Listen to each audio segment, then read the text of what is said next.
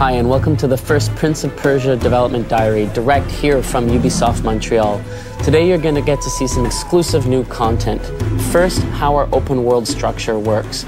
Second, a new Prince ability, what we call the roof run. And third, a deeper glimpse into how our combat system works. The best way to explain our world structure is through an analogy. Imagine a map of a country with no small cities, only major ones. These cities are interconnected with highways. You get to choose how you navigate between the cities. Do you start in city A and then go to B and then C? Or do you start in B and then C and then back to A? It's all up to you. Of course, in order to navigate this world, you'll need to use the prince's acrobatic abilities. Some of these you're familiar with, the runs, the jumps, the wall runs. Some of them you haven't yet seen. Here to explain an all-new Prince ability is Kevin, our lead game designer. Throughout the years, the Prince has gained many new abilities. It's been a real challenge for us game developers. Now, let's discover a new move, the roof run. Since Sands of Time, wall run was always a signature movement of the Prince. We always tried to improve the wall run to keep this movement interesting and different. For this new Prince of Persia, we are letting the player run on ceiling view. He can use the rings to launch himself at greater distance.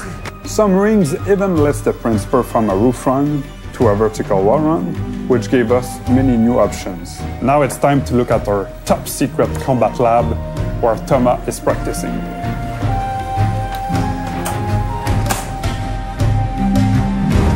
Hello there. Yeah, we wanted to bring the fight in Prince of Persia to a whole new level, so we designed a whole new system.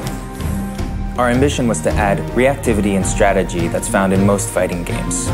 In the conception phase, we used movies like Final Fantasy Advent Children or even games like Soul Calibur as our main source of inspiration while designing our combat system. Our main objective was to use camera, sound, and visual effects to support and present a fight experience that could rival scenes found in cinema. Now let's go check out Dave and animation. Animations have always been a fundamental part of the Prince of Persia universe. And now with our new engine, we're able to push these animations further than ever before. So in combat, you have the Prince Sword attack button, which is like the normal stance, the yellow for attack button, so that's where she comes in and does her bit, the claw gauntlet button, which is your lift stance, and the acrobatic action button, which is your jump stance. With those 4 buttons, you can build up some incredible combos, just like in fighting games, by switching in between these stances. If you're skilled, you'll push the 10+ combo requirements to access the aerial stance and the throw stance and teach your enemy who's the boss.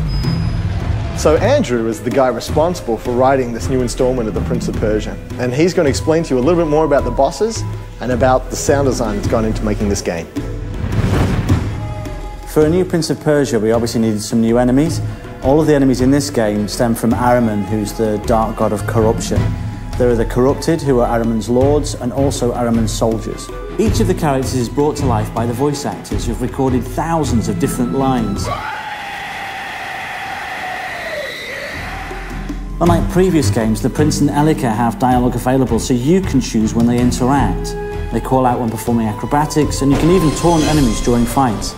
Each of the enemies has a very distinctive personality, ensuring an experience unlike any Prince of Persia game before.